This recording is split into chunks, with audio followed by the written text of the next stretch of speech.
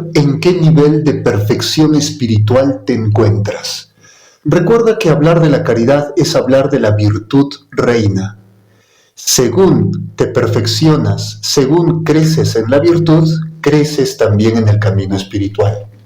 Ahora, tienes 4 niveles de caridad. Está el nivel básico, que es la caridad incipiente. Está la caridad creciente, que este es un nivel ya un poco más avanzado. Está el nivel de la caridad robusta y por último la caridad perfecta, que esta sería la cúspide. ¿En cuál de estos 4 niveles te encuentras tú? Vas a conocer algunas indicaciones y algunas enseñanzas que estamos tomando de la obra del doctor de la Iglesia San Agustín de Hipona. Comencemos por la caridad incipiente. Este es el punto de partida. Aquí comienza el camino espiritual. Obviamente, iniciamos con el bautismo. Pero ten en cuenta lo siguiente, esto es muy importante.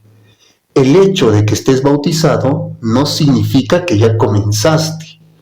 El bautismo no genera automáticamente la caridad incipiente.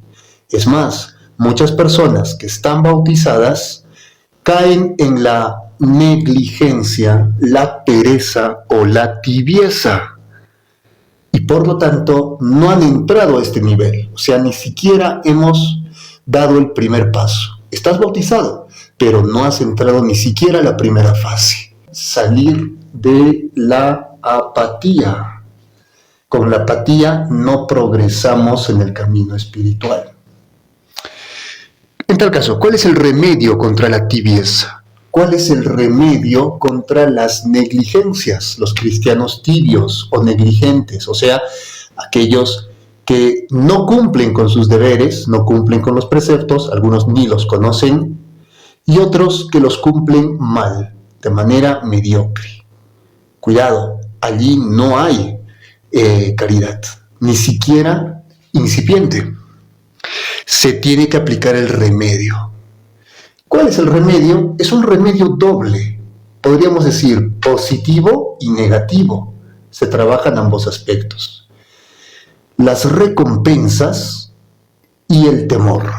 Por una parte, a este cristiano tibio, negligente, para que pueda entrar en el camino de la perfección espiritual, para que pueda entrar al primer nivel de la caridad, se tiene que enseñarle los atractivos de las recompensas celestes. El cielo que nos espera, la gloria divina, todas las maravillas y grandezas, porque como enseña Fray Luis de Granada, el gran fraile dominico, el Señor, siendo magnánimo, omnipotente, es también magnánimo en los premios, en las recompensas, pero también lo es en los castigos.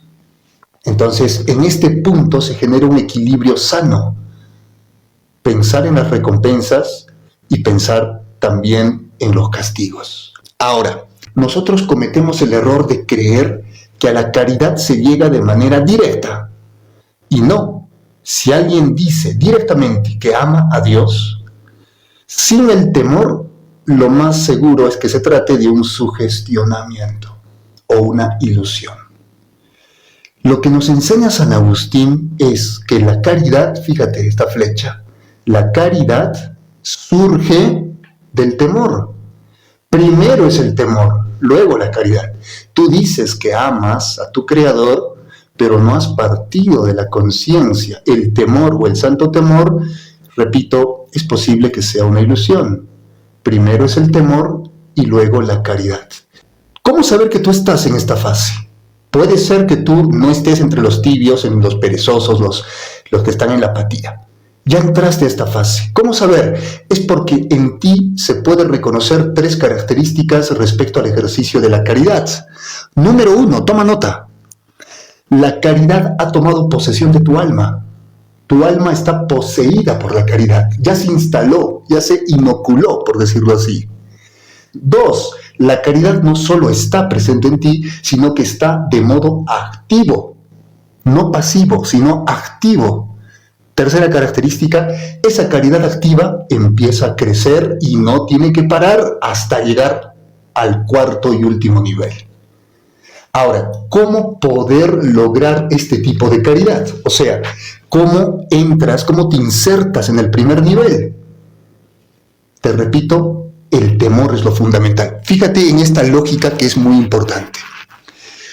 El temor ciertamente es a los castigos eternos, que en efecto son parte de la verdad que la Iglesia nos recuerda, nos enseña, nos informa. Pensar en esos castigos eternos es necesario, de manera ordenada, por supuesto. Ahora, no solo pensar en los castigos eternos, sino también temor de Dios. Temor de Dios es el principio de la sabiduría. Ahora, fíjate, el temor penetra en el corazón, no la caridad al inicio. Lo primero que tiene que entrar en tu corazón es el temor. No solo el temor a los castigos, sino el temor a Dios, temor de Dios, un asombro, una suma reverencia, una conciencia de su presencia y su acción que nos sobrepasa, que nos inunda, que nos aplasta, diríamos, ante la cual nosotros nos reconocemos ínfimos, pequeños. Escucha esto que es muy importante. Cuando el temor entra en tu corazón, así te das cuenta que ya estás en este nivel. En tu corazón ya entró el temor. Lo primero que logra es arranca de tu corazón malos hábitos. Es curativo porque los malos hábitos en los que todos caemos, tenemos hábitos, vicios, pecados, inclinaciones, concupiscencias, nos dejamos llevar por la carne, las pasiones, los apetitos, los engaños, las mentiras, las ilusiones, las falsedades. Bueno, todo eso, ¿quién te limpia? ¿Tú crees que la caridad se va a instalar en tu corazón si es que no has limpiado previamente las cosas negativas de tu corazón? Obviamente no. Por eso primero se instala el temor. El temor va haciendo esa purga en tu corazón y cuando ya se ha dado una limpieza lo suficientemente amplia y profunda, recién da lugar a la caridad. Es allí cuando la caridad se instala. Ahora, escucha esto, es muy importante. La caridad, cuando se instala en tu corazón, repito, el temor limpia, abre la puerta y entra la caridad en tu corazón. Cuando la caridad entra a tu corazón, se sienta como reina y allí la caridad echa fuera el temor. Esa es la lógica, ese es el orden correcto. ¿Sí? Primero es el temor limpia, luego da paso a la caridad. La caridad, cuando se instala en tu corazón, reina y ella bota el temor, arroja el temor, lo retira. Esta es la manera como se logra la caridad instaurada en el alma. ¿Sí? Entonces, lo que tienes aquí es una vida ferviente. La característica de las personas que están en este nivel es vida continua, piadosa de oración, vida fervorosa.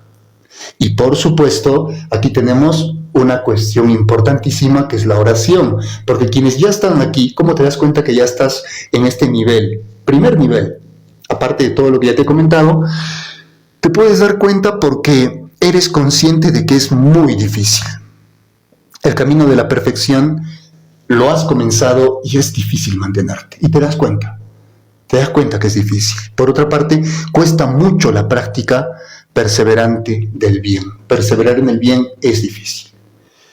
Y puede desanimar a muchas personas. Por eso es necesaria la oración. Más aún, si no tienes la oración, olvídate, no vas a avanzar. Redoblar la oración para obtener de nuestro Creador facilidad en el cumplimiento del deber y facilidad en la práctica de las buenas obras. Cumplir tus deberes, según tu estado. Laico, esposo, esposa, padre de familia, sacerdote, religioso. Según tu estado, tienes deberes, cumples esos deberes. Y no importa el estado en el que estés, tiene que haber práctica de buenas obras. Te pregunto, ¿te sientes identificado con estas características que te he señalado? Entonces estás en el nivel incipiente. Ya comenzaste, te falta un largo recorrido, pero ya comenzaste. ¿Cómo